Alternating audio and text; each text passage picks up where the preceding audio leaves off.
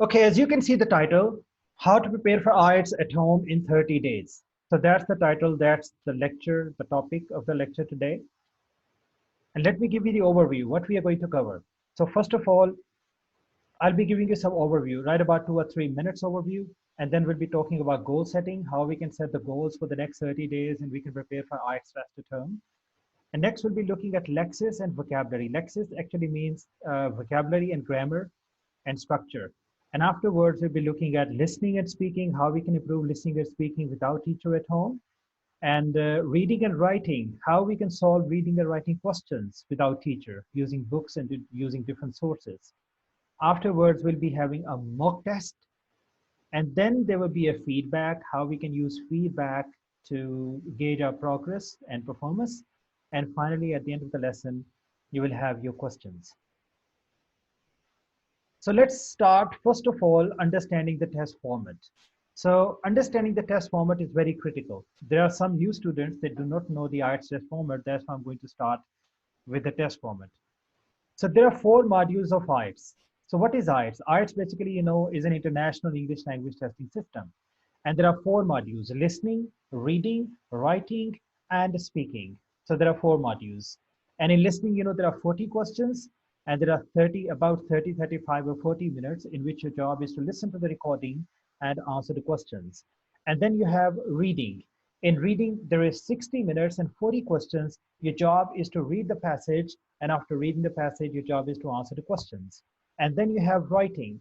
In writing, they give you a graph, they can give you a letter, they can give you an essay. Let's say you're going for journal training, you have a letter plus essay. If you're going for academic IELTS, you'll be taking graph, which is actually a report writing, a graph or a report writing plus essay. The normal time for this is 60 minutes. So 20 minutes for report writing or letter, and then 40 minutes for the essay. Afterwards, you're going to have speaking. So speaking is about 11 to 14 minutes, sometimes 11 to 15 minutes, but normally the examiner can finish the test in 10 minutes. So 11 to 14 minutes actually the official time.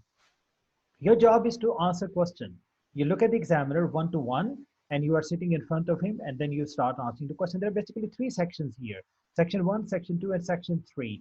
Section 1 is about personal questions. Section 2, they will give you a topic, and then they want you to talk about the topic for 1 to 2 minutes. They will give some time to make notes, and then your job is to start speaking about that topic.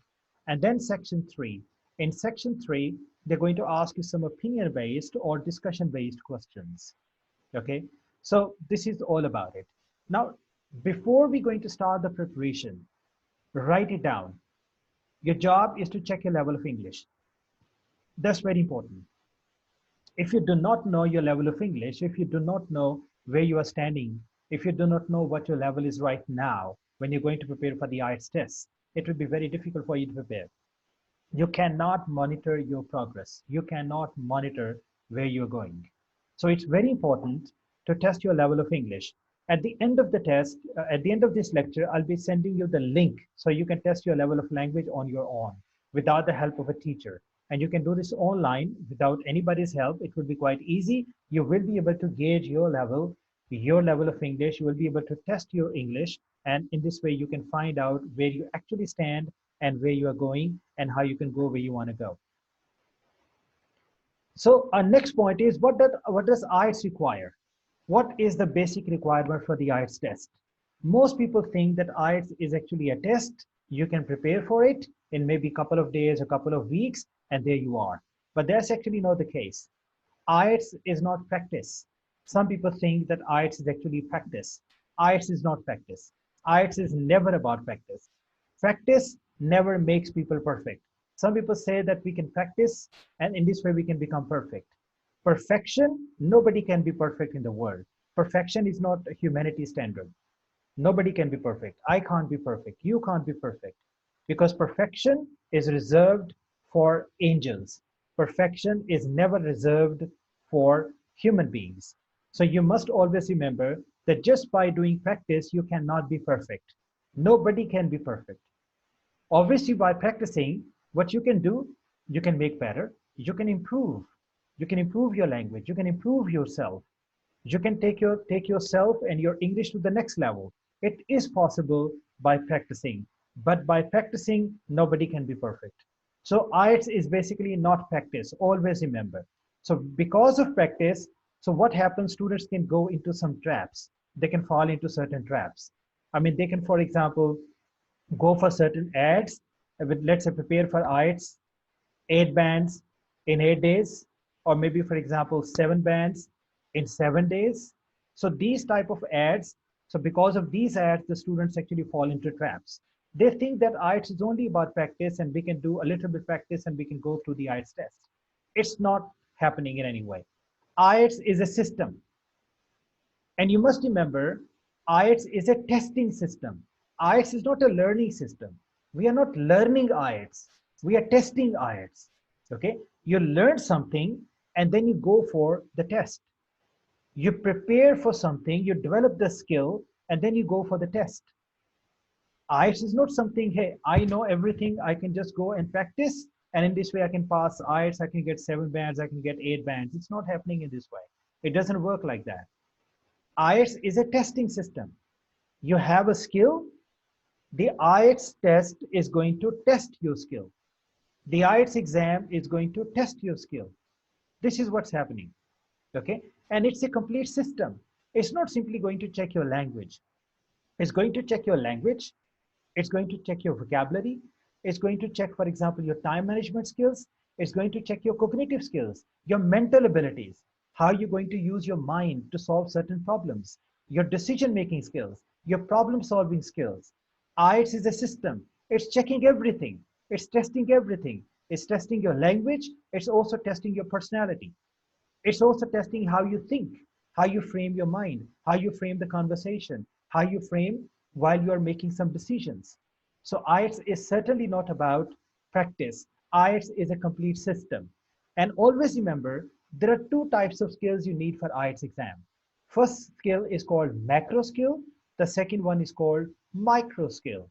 What is a macro skill? Macro skills, for example, listening, reading, writing, and speaking. These four are called macro skills. Listening, reading, writing, and speaking are called macro skills. We need to develop these skills. We do not develop these skills, we cannot pass the test. It's impossible to pass the test. The second is micro skill. What is micro skill? Micro skill means vocabulary, grammar, and pronunciation. Vocabulary, grammar, and pronunciation. If you don't have good vocabulary, if you don't have good pronunciation, if you don't have good grammar, you cannot pass IELTS test. It's very important to develop your micro skills as well as your macro skills. And IELTS is not practice and IELTS is not memorization. You cannot simply memorize some words. You cannot simply memorize some principles and rules and techniques and tips and strategies and you're ready for the IELTS exam. It doesn't happen. Remember, it's never going to happen. It never happened and it will never happen. Okay? You need to learn. You need to learn. You need to develop your skills. You need to develop your macro skills. You need to develop your micro skills. Always remember this. And the second thing is, learning always takes time. Whatever learning you're doing, whatever you want to learn, whatever you want to develop, it takes time. It's never going to happen overnight. You cannot, for example, do it right now. You cannot, for example, do it in a couple of days, in a couple of weeks. Learning takes time. And learning is individual bound. Learning depends on each person. Some person, can, for example, can improve his speaking skills in a couple of weeks. Some students take about 2 years. Some people can improve their grammar in 6 months. Some people can improve their grammars in 6 weeks. So learning is individual specific. It's individual bound. It depends person to person, okay? And the best way to learn and remember what you learn is to learn with the attitude to teach people. Whenever you are learning, for example, one grammar word, one vocabulary word, one grammatical point, one listening technique, one reading strategy, maybe one speaking tip, whatever you are learning, whatever you are practicing, learn it, practice it with the attitude to teach others, to teach other people like you are a teacher. Your job is to teach other people. You're reading the newspapers, read the newspaper, but teach it to your younger brother. Teach it to your elder brother. Teach it to your younger sister. Teach it to your elder sister. Maybe your mother, maybe your father, maybe your friend. It's very important to learn something with the attitude to teach others like you are a teacher. And if you are not learning anything with this attitude, remember you're going to forget it. Your concepts will never be clear. Okay? Because when you are teaching other people, you know that the other people are going to ask you some questions. And when they're going to ask you questions, then you will be reading things in detail. Then you'll be reading things from different perspectives. So it's very, very important to learn with the attitude of teaching others like a teacher. So now let's talk about goal setting. So this is very, very important because if we want to prepare for IELTS test in 30 days, we cannot do this. And we want to do this without teacher, then we can't do this without goal setting. So goal setting for success, whatever success you want to achieve in life. You want to, for example, be successful in relationship. You want to be successful in finance. You want to be successful in life. You want to be successful in exam. You want to be successful in English. Whatever you want to be successful in, you need to set goals. Because goals are going to tell you where you want to go. If you do not know where you want to go, how can you go there? You need to set your goals, okay? And the best way to set your goals is to use SMART strategy. SMART strategy. So, and write your goals. And what is the SMART strategy? So SMART strategy is that your goals must be specific, your goals must be measurable, and your goals must be relevant, and your goals must be time bound, okay? I mean, three basic things. Goals must be very specific, okay? Very specific. Goals must be measurable. Goals must be time bound. Okay. I mean, I want to do this and this much by that time. This is what we call a goal.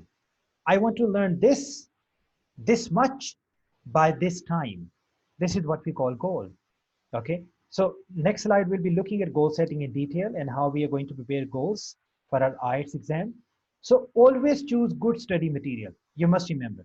Goal setting is very important. Without goal setting, it's impossible to study any material because you will have all the books with you, but you will not be able to study them because you have not set your goals.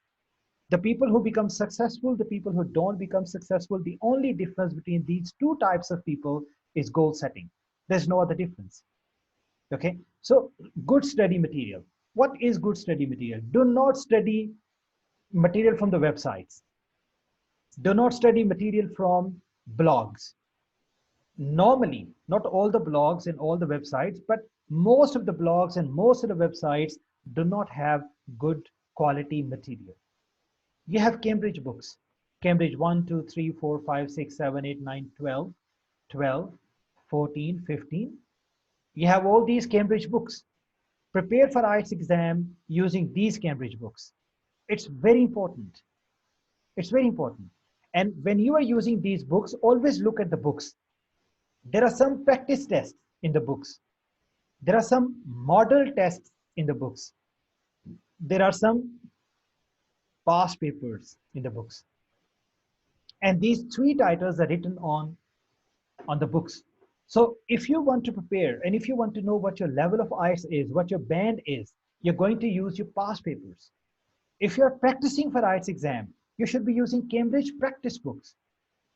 Okay, so Cambridge IELTS practice book, practice papers, Cambridge IELTS model papers, Cambridge IELTS practice papers, Cambridge IELTS model papers, and then Cambridge IELTS past papers.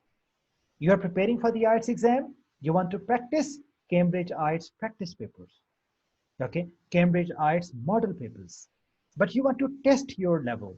You want to see before going to the exam, what will be your level of English? What will be your band before you go to the exam?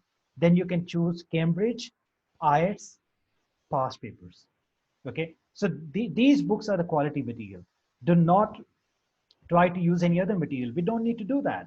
We can study blogs, we can study websites, we can study news, we can do everything, but not with the purpose of testing ourselves. If we want to improve our language, so you can study anything, that's not a problem. And Create a weekly plan. I mean, if you're not going to stick your plan, whatever plan we're going to make, we are going to make a plan in this class today.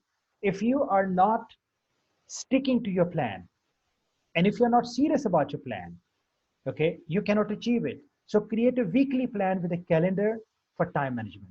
Okay, you have Google Calendar in your mobile phone application. What you can do, weekly prepare a plan. Okay, create an entry in Google Calendar which will remind you when you're supposed to do this thing, when you're supposed to do that thing. Even if you forget it, the mobile phone is never going to forget.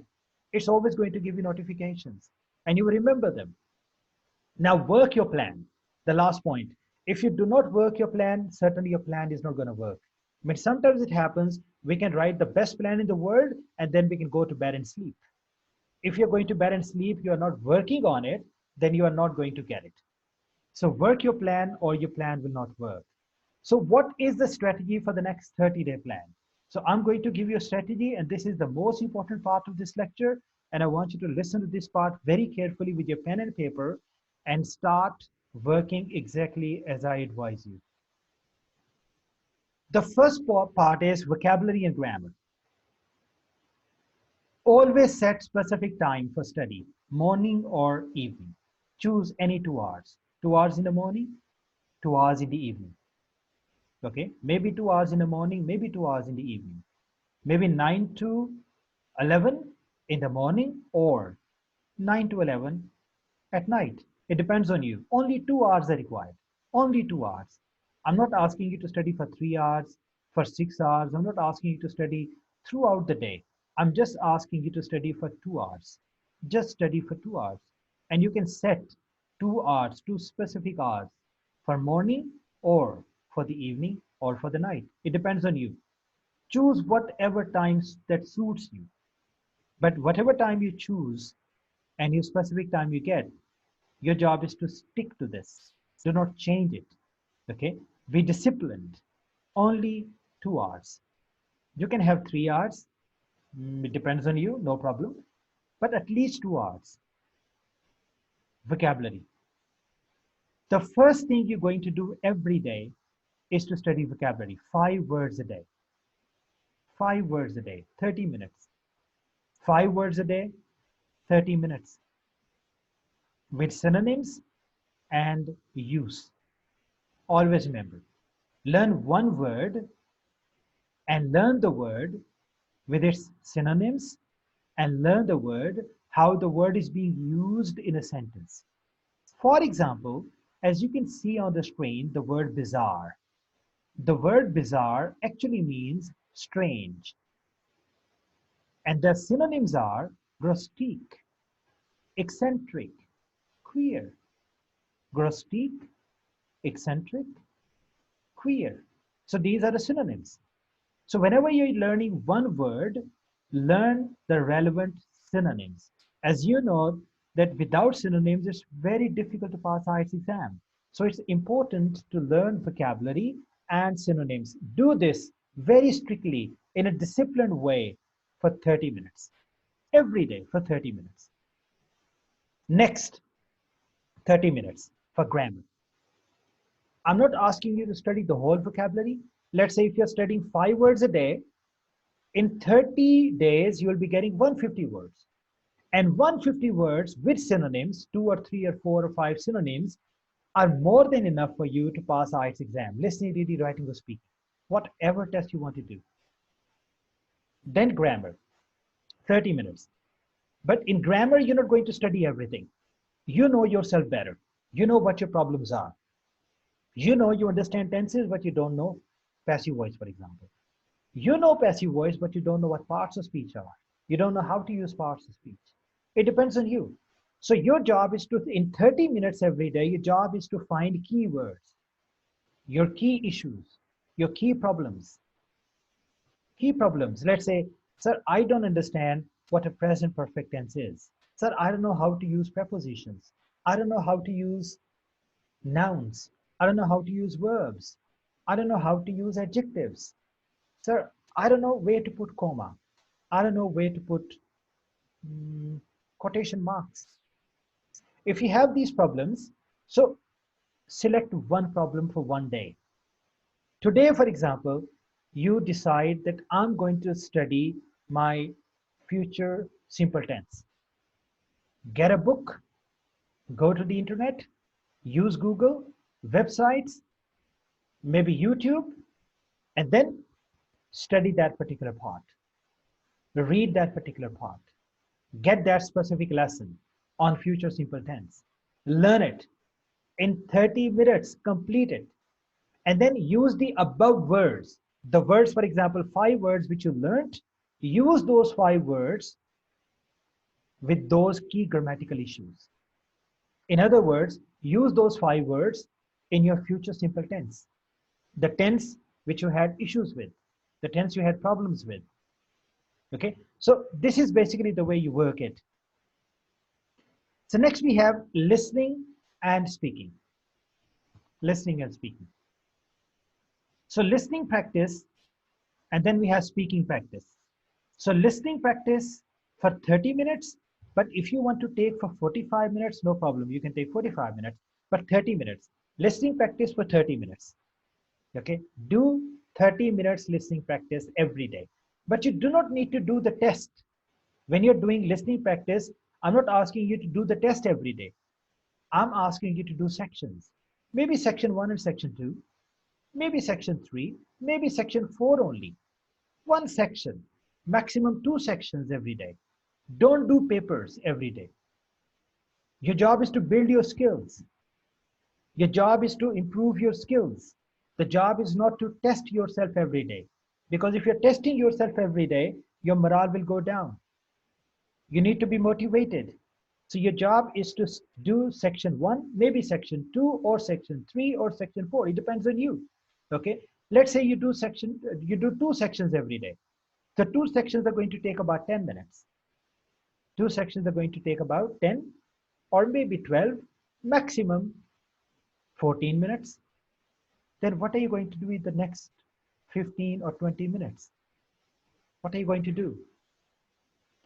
You are going to listen to the same section with the script in front of your eyes, and you're going to focus pronunciation. Your job is to focus the specific words which you are not able to understand because of accent, because of pronunciation.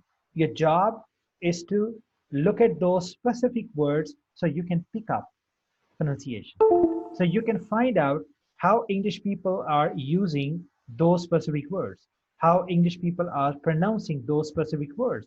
So in this way, before you improved your vocabulary and your grammar, now you can focus your pronunciation with listening. Okay. Further, in order to develop your listening skills, listen to talk shows, listen to documentaries, and watch movies. Watch movies with the subscript. Okay. And if you're not, for example, using the subscript is not important. Okay. Subtitles are not important. Don't worry about them. But you can pause and listen and watch the movie, and then you can rewind and then watch the part again. Okay. So this is very important. So in this way, you'll be able to understand how the people in movies, actors in movies, are speaking and what they are speaking about. So this is very, very critical. Next, speaking practice. Again, 30 minutes or 40 minutes. How you can do speaking? You can record yourself speaking. This is one thing that's very, very important. Record yourself. Take one topic, one question. Video record yourself. Video selfie yourself. Okay? Make a video selfie of yourself speaking English. Record it. Play back. And then listen and watch yourself speak in English. Obviously, there's a problem. Who's going to correct my mistakes? We are coming to the mistakes later. Don't worry about the feedback. Don't worry about the mistakes right now. Okay, right now, we're not going to talk about the mistakes. We're going to talk about the mistakes and feedback a couple of minutes later. So your job is to record yourself. Speak. So your hesitation, so your shyness, it is killed. That's the main important thing to do. And let's say if you can't do this, or do this, but then you want to do something else as well, what you can do is to get a speaking partner. You can go to Facebook, you can join some groups and pages. There are many people who are looking for speaking partners. They are doing IELTS tests. They want to practice English, you are doing IELTS test, you want to practice English, you can get connected. And once you get connected, you have a speaking partner, and in this way you can practice English. You can ask each other the same questions which the examiner asks you in IELTS exam. So in this way you can practice your speaking. So overall, how much time are you done? Just 2 hours. After you have done 2 hours, okay, put your books away, go outside, do your job, do your household work, forget about everything. You don't need to do anything else. But these 2 hours must be hard work. These 2 hours must be genuine. These 2 hours must be very specific, must be very honest. So that's very important. Next, for reading and writing, how we do reading and how we do writing. For reading, again, 30 minutes. The next day, you're going to do reading. Let's say on Monday, you're doing listening and speaking, vocabulary and grammar. On Tuesday, you're going to do grammar, vocabulary, reading and writing. You are doing grammar and vocabulary every day throughout the week, but you are doing listening, speaking, reading, writing alternatively on alternative days. So reading practice 40 minutes. Read books, magazines, and online newspapers. So this is very, very important. Sometimes it happens, students say, sir, we read the newspapers, we read the books, but the point is we don't understand. Obviously, you will not understand because you don't have a grammar, you don't have a dictionary. Your job is to have a dictionary and then look up the difficult words in the dictionary. Now it's very easy to get a dictionary in your mobile phones. Okay, you have a dictionary in your mobile phones. You can use those words and look them up in a dictionary, and then you can have the meaning. Do not try to look for meanings of each and every word. Do not do that. Only the words which are repeatedly appearing, let's say too frequently, okay? Maybe a couple of times in the same article, a couple of times in the same magazine, or a couple of times in the same newspaper. Okay, then you can look them up in the dictionary. And let's say it's not important to look up the words in dictionary every time. Sometimes you can try to understand the meaning of the word in context, how the word was used. Okay, so that's very important. If you're not using, if you're looking at the word, for example, so try to understand how the word, means in a certain context. Let's say I have the word crude, C-R-U-D-E, crude.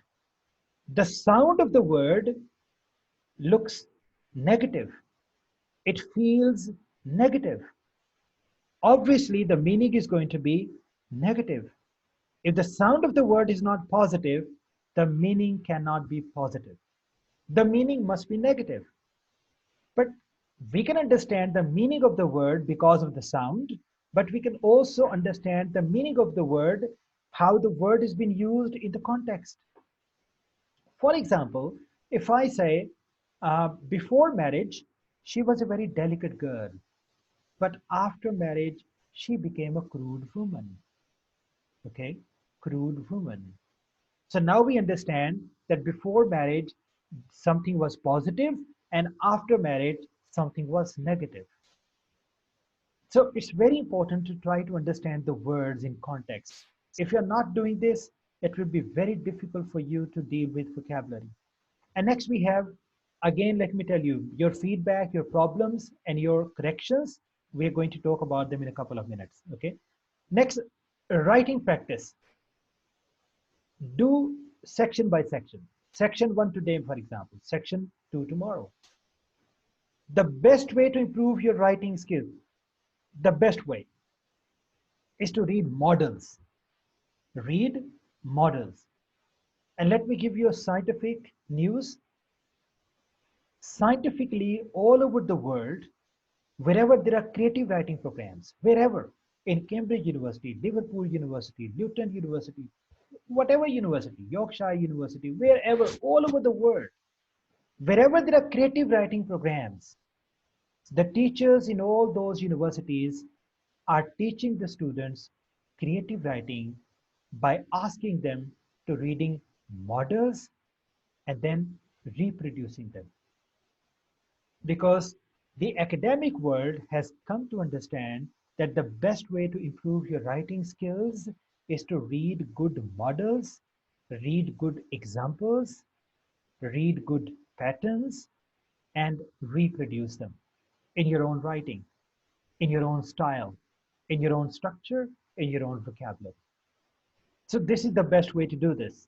Certainly, you will make grammatical mistakes, you will make spelling mistakes. So there is a problem of feedback. We'll be coming back to it later. Next. Now, IELTS test is normally on Thursday and Saturday.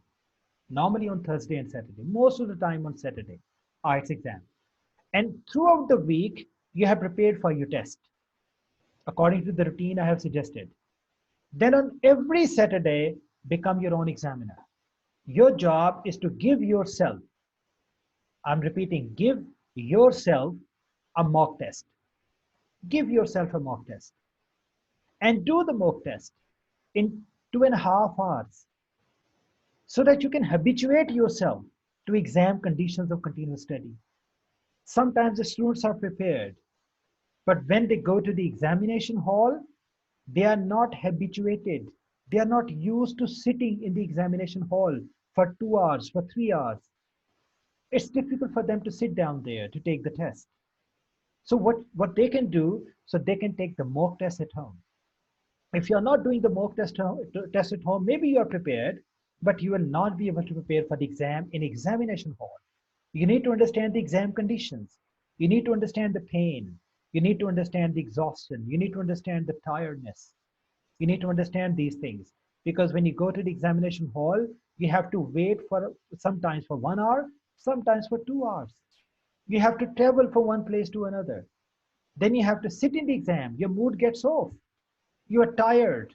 You are excited when you left the home, but then your emotions went down because you traveled a lot, because you waited a lot.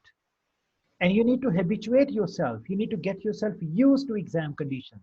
So you can continuously study for 3 hours, 2.5 hours or 3 hours. Now here we're going to talk about the feedback. So as you can see this Mr. James Bond. So why do we have this James Bond? This is very important. So, James Bond is a person, specifically remembered for his personality. So feedback on your work, whatever you're doing listening, you're doing reading, you're writing or speaking, obviously there must be a feedback. There must be somebody who can correct your mistakes, your speaking mistakes, your writing mistakes, who can guide you, who can tell you where you did mistakes with reading, where you made mistakes with listening, where you made mistake with speaking. Obviously, you're doing this at home in your quarantine time, and there's no substitute for teachers because he saves you trouble. A teacher has gone through all the troubles that you are going through now. That's why he understands how he can help you better, how he can save you the time, how he can save you the trouble, how he can help you out through all these problems. So that's why good teachers are expensive, like doctors and lawyers. They're expensive normally. So, but it doesn't mean that if there is no teacher, you cannot evaluate yourself. It doesn't mean that. If there is no teacher, still you can evaluate yourself. There is a system available, okay? System available. Like Mr. James Bond, I have created a technique called meta technique, okay? Like James Bond, you can evaluate yourself. James Bond is always looking and sensing and trying to understand things which normal people do not understand. James Bond, for example, can be in the worst trouble and suddenly he can be creative and come out of the trouble without any problem. He will be quite safe. Obviously, that's a movie, but in real life, this is possible using meta technique. Let's say Where are you going to use your meta technique? You're going to use your meta technique with listening and reading. Without teacher, you can evaluate yourself. You can understand what your mistakes are, what your problems are. Now, what is a meta technique? Meta technique basically has three components. Three components. Only three components. Number one, what? Number two, why? Number three, how? What, why, and how? What, why, and how? So these three components are part of meta technique. If you're doing listening and reading, for example, and you're making mistakes, and you're doing more work, you're doing more practice, you're making more mistakes. If you don't know how to deal with the mistakes, so you can expand your ability and you can improve your skills, then there is no benefit of practice. There's no benefit of practice. So meta technique helps you find out what your problems are. It helps you find out where your problems are and how you can solve them. What? For example, you did 10 questions. Out of 10 questions, 4 or 5 were wrong in listening or reading both. Okay? 4 or 5 questions were wrong. Now what can you do? You're going to make 3 columns on a page. 3 columns on a page. Number 1, what? Number 2, why? And number 3, how? What, why, and how? You're going to write what your mistake was and which one was correct. Which one was correct? I mean, for example, I did the first question wrong. I wrote the word, for example, James, but the right word was Jones. Then why you made the mistake? Obviously, why you made the mistake, you think about it, you made the mistake because of accent, because of pronunciation. Okay? It means now your job is to work more on your pronunciation. And then how you can get it right? Think about it. How can you get it right? By paying more attention to these words, to pronunciation. Or let's say, for example, you made a mistake in reading. Okay? Let's say the right answer was biscuits. But you wrote the wrong answer. The wrong answer was cake. You wrote the word cake. The right answer was biscuit. Okay. Now, why you made the mistake, you can think about it. You can go back to the questions. You can go to the text. You will find out that you got the wrong keyword. That's why you were able to, you got the wrong answer. And how you can correct the answer, you can find out the process. You can map yourself. Say, this is the wrong answer, and this is the right answer. If I can find this keyword and I can search here, then I can find the right answer. So if you're evaluating the situation, if you're evaluating yourself, remember, you will be able to understand the situation, your mistakes, your problems, and you will be able to solve them without teacher. Use meta technique, okay, a couple of times. So apply the meta technique. If you have a problem, I'm always with you. You can send me a text, you can WhatsApp me, and obviously I'll help you out with that. So when you learn from your mistakes in this way, your ability will expand.